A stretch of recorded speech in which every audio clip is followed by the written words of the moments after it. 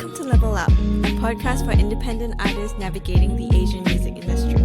I'm your host, Giselle Cole. I'm a music journalist, the founder of platform Asian Pop Weekly, and an all-around Mandopop nerd. Join me in taking control of your career as an artist, and I'll show you how to make the most of it.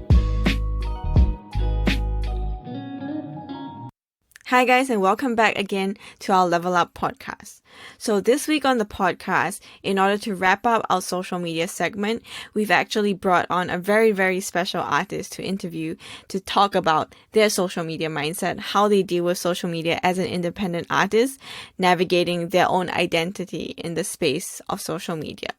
So this week, we are very honored to present Jaguar Jonze, an Taiwanese-Australian artist who is an absolute social media maven. I guess you've already heard us talk about her on the last episode of our podcast, but if you didn't know, she's a Taiwanese-Australian artist based in Brisbane, whose music is more in the alternative rock genre, whereas as a visual artist and also a photographer, she runs many side projects, and all of this coincides in the way that she runs her social media platform. So we are really excited to be able to dive deep into her social media strategy and how she makes it work as an independent artist. Before we get into our interview with Jaguar Jonze though, we're proud to introduce the very first sponsor of the Level Up podcast, Unison Eyewear. A brand created to go beyond Western designs, Unison creates handcrafted premium sunglasses to suit Asian face shapes and the low-bridged nose. We're honored to work with Unison not just because of their differentiated approach to eyewear, with 3 head widths in every style and unique focus on fit, but also because they're super passionate about mental health and donate 5% of profits to such initiatives. Be sure to find out more about Unison in our show notes and head over to their website or Instagram for 10% off your first purchase. Now, without further ado, let's head into our interview with Jaguar Jonze. Well, Dina, welcome to our podcast. We're so excited to have you Thanks here. for having me. This is the earliest interview I've ever done. For Congratulations. This is the only interview I've done in my hotel room. Oh, okay. Well, now we're both honored. Yeah. All right. So let's just get right into it. To us, you are like an absolute social media maven. As a self-managed artist, how do you find time for 4 Instagram accounts, a Facebook page, a Twitter, and also a full-on Patreon?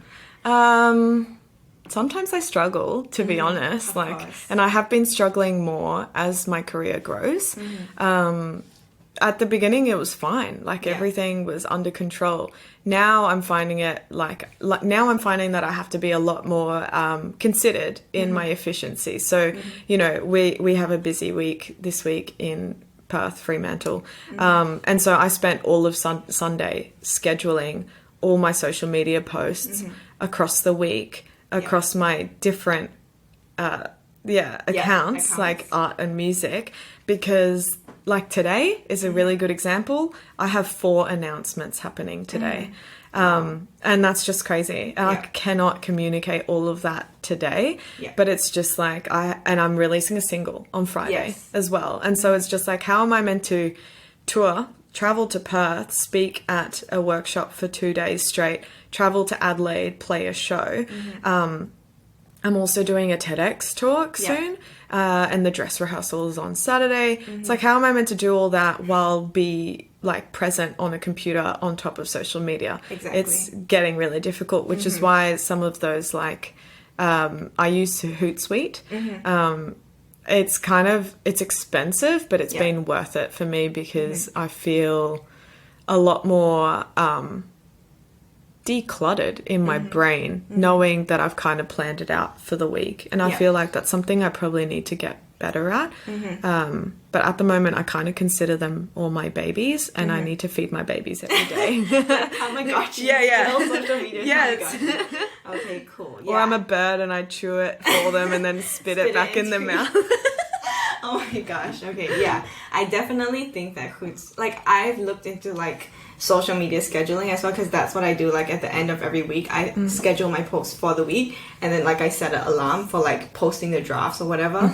But it's getting a bit much. So, but Hootsuite is also kind of expensive for me. Yeah. But if it works for you, then that's great. I only got it at the end of last year, and I decided to do it because it's kind of that that time I save is worth it for me. Yeah. And I'm getting to a place where, you know, each of my accounts are getting more sustainable. And so like I should be investing into programs like that free up my time better. Yeah. And I can use my time more efficiently.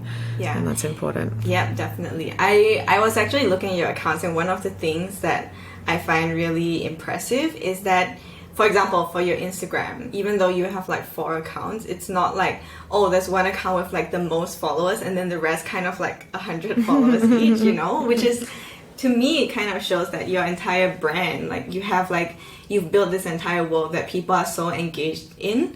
Maybe they might follow you across all of your platforms. They're not just going to follow you on one Instagram account and then the rest are just like solely, even though you say they're for your side projects, but I think everyone else is really invested into that as well. So did you ever notice that trend or anything? And what would you say the reason behind it would be? I definitely made a conscious decision to separate them in the beginning, because I do feel like I'm building 4 different cities within the same world, kind of thing. Yeah. And now they kind of like exist with their own identities, and they can like cross over with each other, collaborate with each other.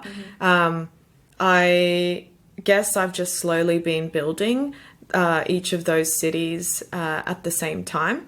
One of them, my photography, is something that I like is on the lowest priority, and you will see that like the followers for that is a lot lower, but that's also faced with a lot of different issues, which is censorship. Censorship of like the body and just a bunch of whole different things. Like people get offended with the photography, so it's not something that I push too hard.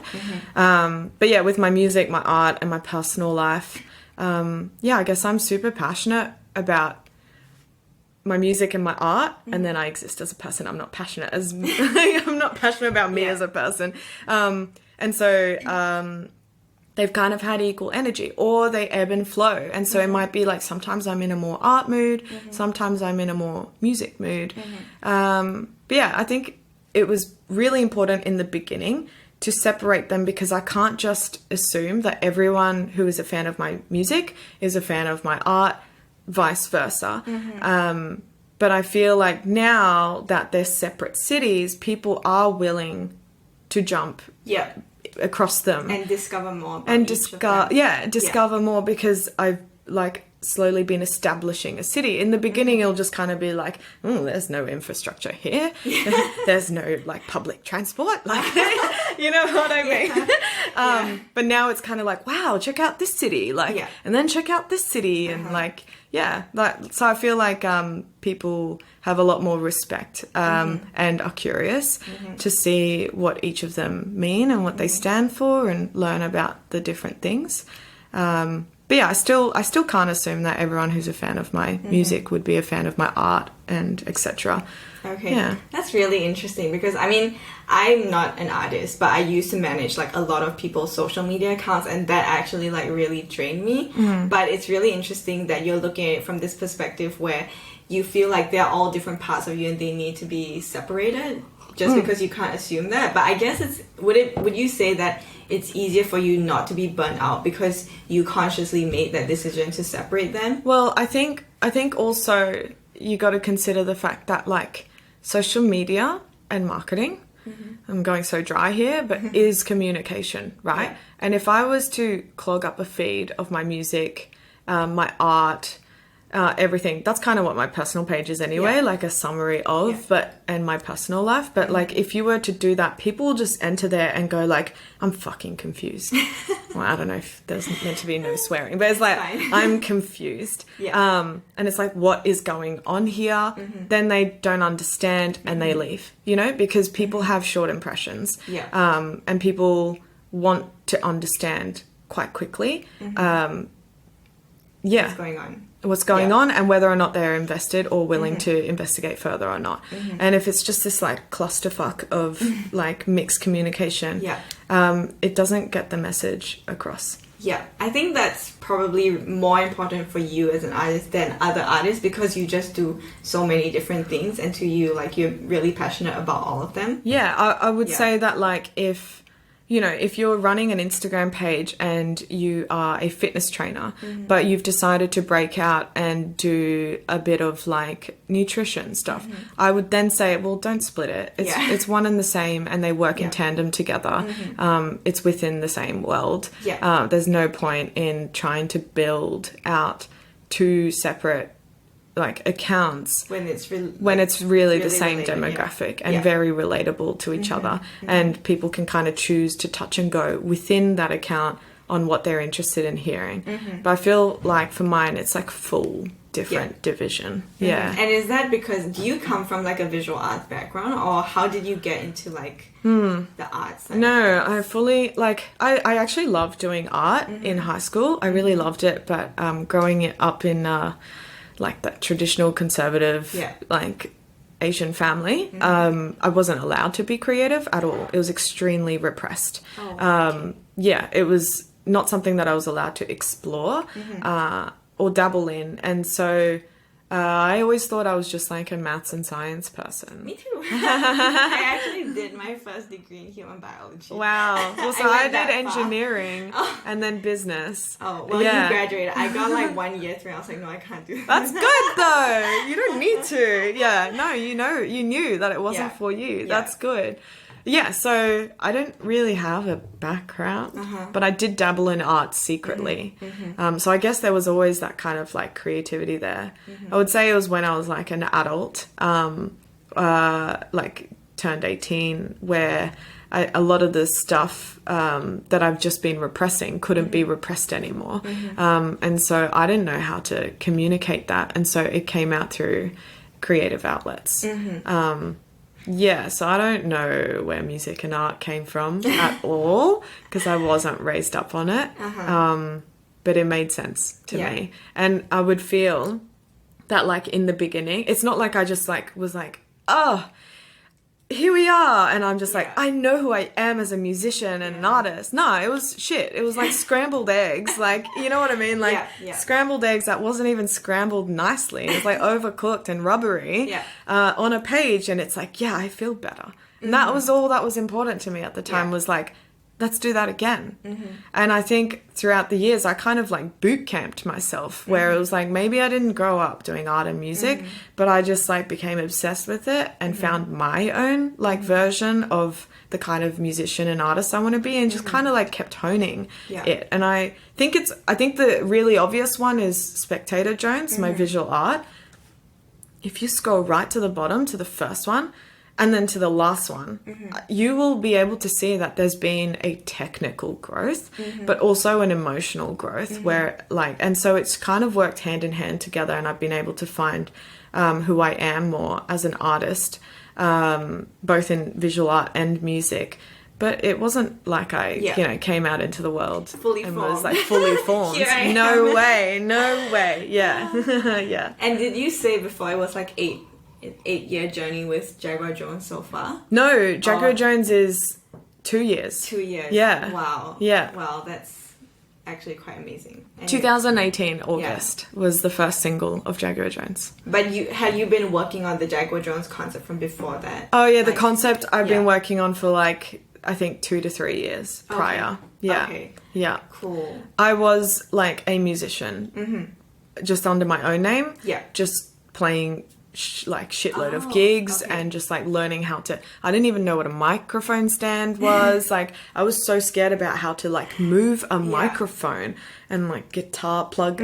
I had to learn all of that. So I was just like learning things, making mistakes as Dina, and then disappeared and went into this like time for my research lab with Jaguar Jonze. What am I going to do? Who am I going to be as an artist? Yeah. But I think that research phase is also really important. And also going back to the topic of social media, I think you've really kind of made your social media kind of like where all the findings from your research lab go. And that's kind of really interesting to me. Like, for example, with like when we went into detail about your music Instagram, we were seeing how like you're doing some color blocking, like of like lots of reds and yellows and oranges in like your photo shoots, and even in your like day-to-day outfits, there would always be like a flash of like leopard print. I saw your socks. I see your socks. I saw a mask in that bag. I was like, okay, it's just everywhere. It's just everywhere. And I'm then, so embarrassed. is that also yeah, that's my haircut. Yeah, it's amazing though. Like it just like, and I wanted to ask, is that intentional? It wasn't intentional in the beginning. I think for me, not so much the color. For me, it's people kind of like assume that I am loud, as in visual aesthetic. Yeah. And I am loud, but at the same time, it's loud paired with minimalism. That's really hard to explain because it's like, how do you be loud and minimal? But I think that's where color blocking comes in. You look at all my music video and it's like, oh yeah, it's super colorful, but it's not actually. It's one... Like a few colors, but they're just loud colors. Yeah. I normally just work with like 2 colors. Yeah. And then stick with it. And like, I don't fill the music video with hectic elements. It's always this like vast area of color. That's it, of one color. That makes sense. Yeah, and so I feel like it's always like, so people sometimes like always send me like Instagram ads and was like, these shoes are so you. And it'll be like, it'll be like zebra, like platform boots with like gold chain wrapped around the entire thing, and then like crystal and diamantes, and I'm like, bleh. Like, that's not me at all. Yeah. I'm loud and minimal. Yeah. I get that now. Because, like, I went through a leopard print phase. And then I was like, when I look back, I'm like, okay, I did not pull that off. And then I look at what you're doing, I'm like, okay, because she's like, she's smart about it. She doesn't make everything leopard print. Yeah. You know, it's just like one little thing every single time. Yeah. So that makes sense. Okay, Yeah. cool. Yeah. It's like pairing it with space. Pairing loudness with space so it can breathe and you're not suffocating people. Did you just figure that out yourself? Yeah, just then. Yeah. Amazing. What a genius. Dina Jones everywhere. But yeah, I think like, you know, I am the art director always for everything Jaguar Jones.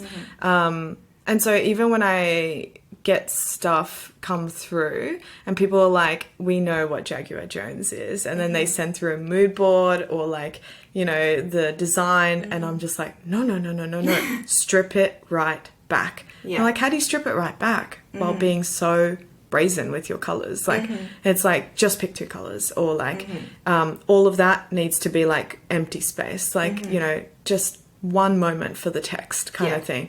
All those kind of things. Yeah, and since you're so like, I guess you know exactly like what you want to be and how you want to express yourself.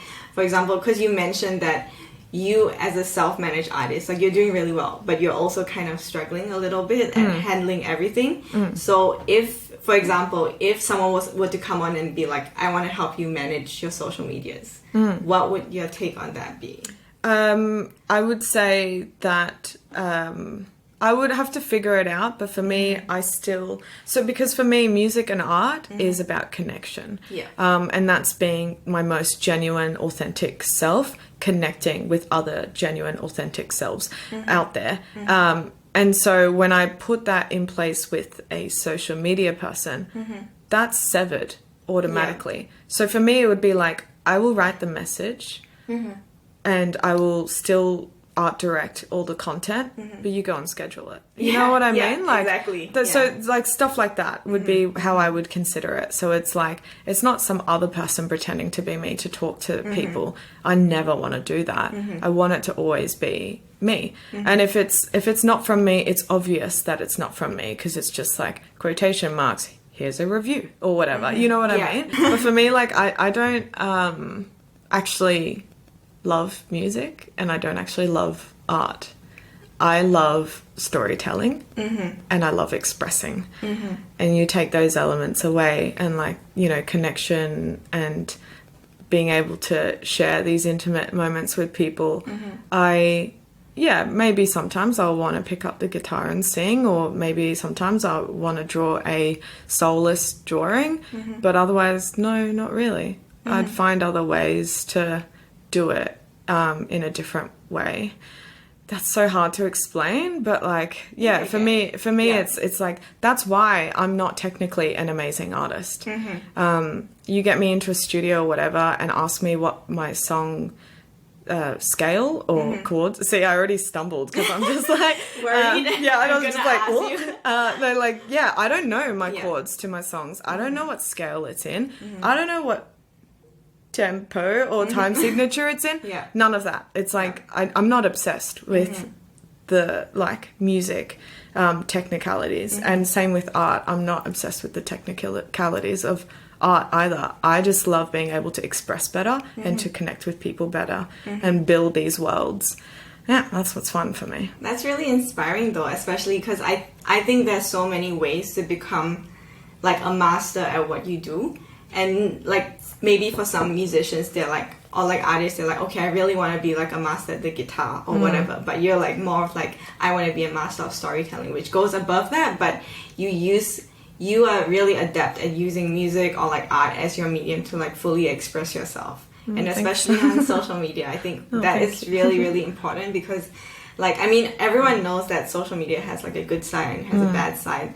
Like there's so many things about it which actually like could impact your mental health if you don't use it in the right way. But I feel like the space that you've created actually empowers yourself as an artist because you have taken the formats that the platform have given you and you've like kind of woven them into your own story and like gone above how they expected you to use the medium. Which is like kind of like really empowering and really exciting. So like what would you say social media means to you, or like what's your relationship with it? Yeah, so like when you introduced me at the start and was like, oh, you're such an amazing social media maven, there's that insecurity there as well, which is like, actually, I don't have crazy numbers. And I, like just being honest in the podcast too, it's just like, you don't need to have crazy numbers either because I have an amazing community that I've built around it. Like, yeah, maybe I don't have, 1 million followers, but I have engaged followers and people that believe in what I do, and I don't need to be anything else but who I am. And that's important to me. But sometimes I will say you do struggle with insecurity. I like recognized that I was falling into this like insecure toxic cycle because I was being faced with a lot of images that were photoshopped or face tuned or altered, and I was starting to plant in my head like this comparison or like this insecurity, and I was just like, that's toxic social media for me. And I've started just like muting or unfollowing any content that like makes me feel affected that way, or make sure that I sit within my gut and go like, why do I feel this way? Is it logical and rational? I just wanted to be honest with that because it's not like I'm just like, make social media your own place. It's like, no, it's actually extremely toxic and you got to have your own boundaries with it. And I do too. Even when I am building like my, cute little safe sanctuaries, like I still have to limit how much time I spend on it, or like I've realized that I'm stepping away from it a lot more and just touching and going when I want to. I had someone reach out to me saying like, oh, did you hear? I have this news. And I'm just like, no, sorry, I haven't seen. And they're like, but I've been posting about it on social media for months. And I was like, I actually do not spend that much time on social media. I agree. And they were like, that's bullshit. You're a social media queen. And I was like, as in I go in and do what I need to do, and then I get the fuck out. Like I'm not sitting there scrolling through and being like, what is everyone doing every single day for months? Like it's like, no way. And they really took offense to that. And I was like, they're like, but we, you're giving out so much, then why aren't you like, and I was like, because I need boundaries. I don't have that time. I have my own priorities, and also you're not entitled to my space and time either. If like, this is why we have conversations as friends, and then I can catch up on things. Like it's like I cannot be consumed by social media, otherwise I'll never get anything done. And I won't have my well-being together as well. And that's the same for messages. I love connecting with people, but I've also had to learn with social media, like boundaries are super important. You got to take a limit on how much access people have to you as well. So that's something that I'm constantly adjusting and learning and practicing. as my career changes, as my lifestyle changes, or my priorities, or my emotions, or like what's going on in my own life at this current moment. Yeah. Like this week, am I on social media? Fuck no. But like Sunday, I was on there all day, like making it happen. Yeah. Yeah. Yeah. I think that's the thing that people who don't, I guess, they don't use social media as part of their business, they might not understand. Yeah. Because like for me as well, like people think that I'm on there all the time. Yeah. But actually I deleted Facebook off my phone and I'm very proud of myself. Yeah. Yeah. Yeah. Like Yeah. you just go in, you get it done, and then you get out. Yeah. And actually like scrolling through the feed, it actually doesn't make me feel good. And then when when I start scrolling, sometimes I feel like I get locked into that cycle. Yes. And I'm like, I feel worse and worse, and I just don't want to get up and do anything. Yeah. And it's just being conscious of that, what social media is doing to you. That's what makes you a social media expert. It's not, to me, like, it's not like knowing every single like new update that goes on with the platform. And especially for artists, I think it's really important to educate yourself on like what is a healthy social media mindset, which is something we talked about in like the previous episode of the podcast. But also like knowing your boundaries, because you need to use social media and attention in the way that it will fuel your creativity or like harness your creativity, but you can't let it like reduce your creativity or stifle it. Totally. And that's something that social media can definitely do. Yeah, definitely. It's so time consuming as a content creator and also as a content consumer. And, you know, I wake up in the morning and maybe I'll put it on and scroll through, and then sometimes I'm just like, it's been an hour. Yeah. And you don't even realize. Yeah. And so I try to be conscious of that way more, because it's like, I don't know, it's like a disease and it can slowly eat you. Yeah. And so, yeah, but also at the same time, it can be like the thing that breaks your career as well. So, yeah, I think go into it as, you know, whether you're a creator or a consumer, but like go into it thinking, what is my goal here? Or like, what do I want out of this? And just to always be conscious of that, so that you're managing your time and effort that you're spending with it, and how you're using it. Yeah. Exactly. I think definitely, I feel like because you've been doing like a lot of brand collaborations at the moment, and they've actually been really interesting ones, as you were saying yesterday. Like, these people don't necessarily just look at your numbers and like they're like, oh, I want an influencer to share this, or just do like a very hands-off collaboration. They're actually like, they really love your visuals, or they love your creativity, and they want that to be part of their brand. So do you think that these brands' decisions were influenced at all by like your social media presence? Not the numbers, but just in general, like how you've been curating your profiles and things like that. Totally. Definitely. 100%, 200%.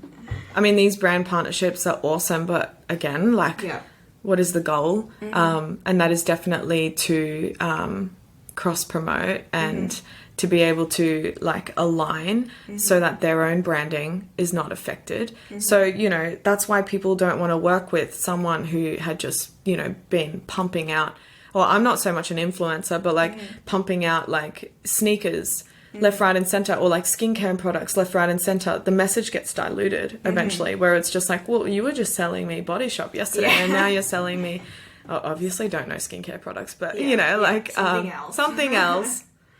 Nivea. Terrible. You know, and then you see that sometimes.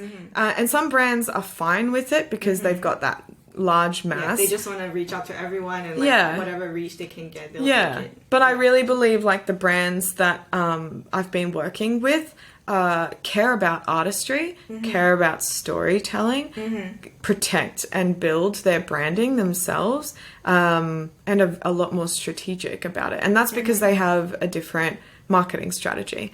You know, maybe someone like Nivea is marketing to the masses, and so they can have like a lot more touch and go kind of like plan in place. But maybe someone like Christian Louboutin, definitely someone like Christian Louboutin, he is all about storytelling and artistry and building like works of art rather than just fashion. And engaging with like a very niche community who are like willing to like really engage.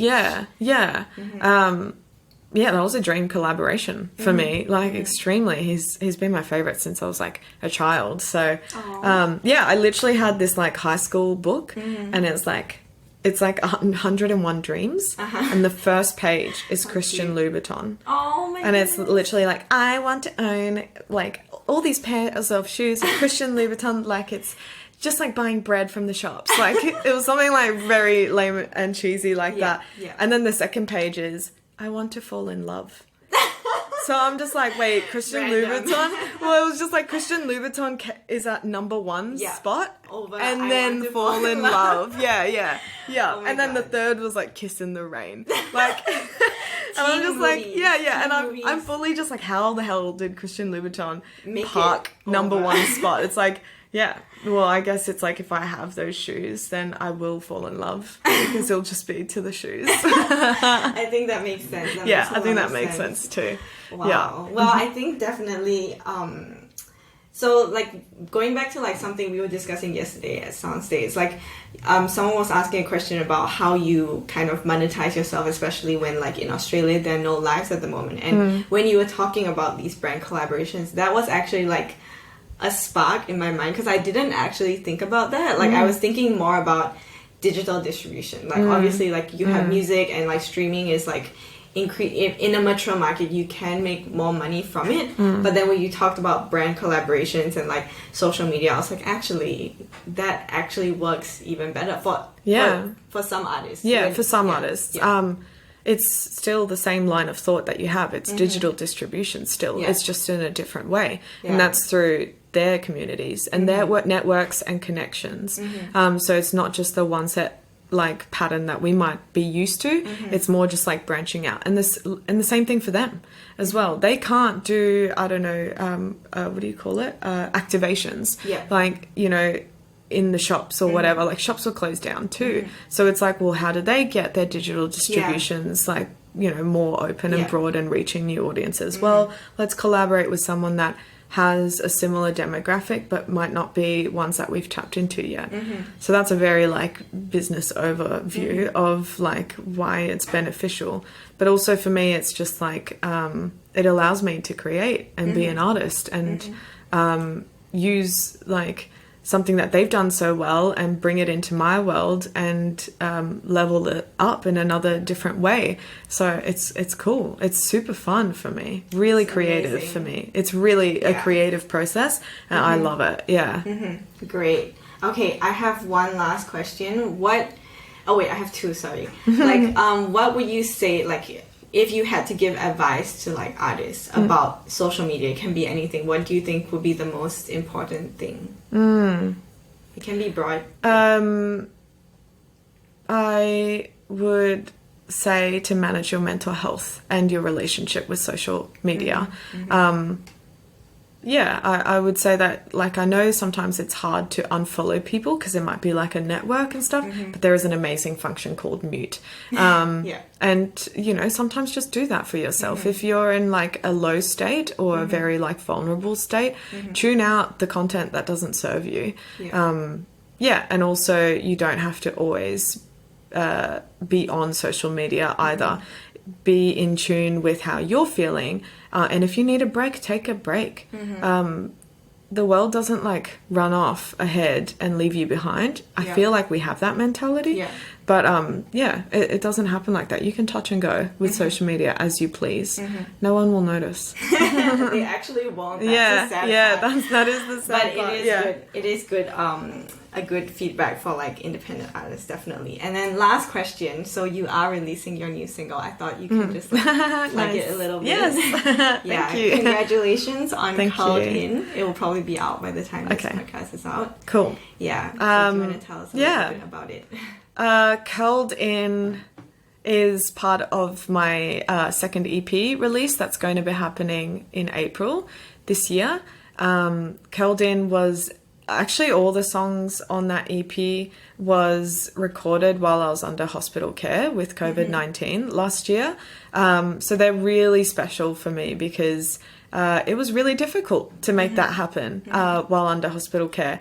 And I was never in the same room with the band, and we used technology and the internet to make it happen. And we did it. And I'm so proud of us for doing it. And I'm so glad that I had all my recording equipment on me when I flew back from the States and caught COVID. Because I was able to do it in my own time, slowly, and I was really, really insecure when I was recording all the vocals, and I just thought at the time, just give your best effort, but there's no pressure. Maybe when you get better, you can re-record these again. And I ended up just leaving it because for me, it captured that moment of time, and it clicked with the songs that I was writing, and it captures the emotions. And again, it goes back to me being storytelling and like it not being a technical artist. Do I care about perfect pitch, or do I care about conviction? And I care about conviction. So I ended up leaving it, and I listened back to it and I was like, well, why was I insecure? It's not that bad. Not that bad. That's a great mentality for us. It's not that bad. I'm just going to put it out. No, but like, I haven't listened to Curled In ages, and then I was editing the music video, and I was like, oh, this song is fun. I forgot about it. Like, I was so insecure about this before. But yeah, I'm really proud of it. It's this whole EP and all the music videos has been a lot of hard work and obstacles. I wanted to really like give up. I wanted to quit. It tested me, but I pulled through to the other end, and with the help of some amazing people who believe in me and support me as well. And I'm just so glad that I did it, because this next body of work, I feel, is another step up in my artistry, and I just hope I can keep doing that. So yeah, I'm sure you will. Thank you. Anyway, thank you for your time, and thank you for being part of our podcast. No worries. The Level Up podcast is brought to you jointly by Blossoming Bridge Creative and Asian Pop Weekly. Be sure to follow on our socials at Asian Pop Weekly, and also check out our website if you're looking for more Mandarin or Asian music content. If you like what you're hearing on this podcast, be sure to like, subscribe, and follow, and we'll see you on the next one.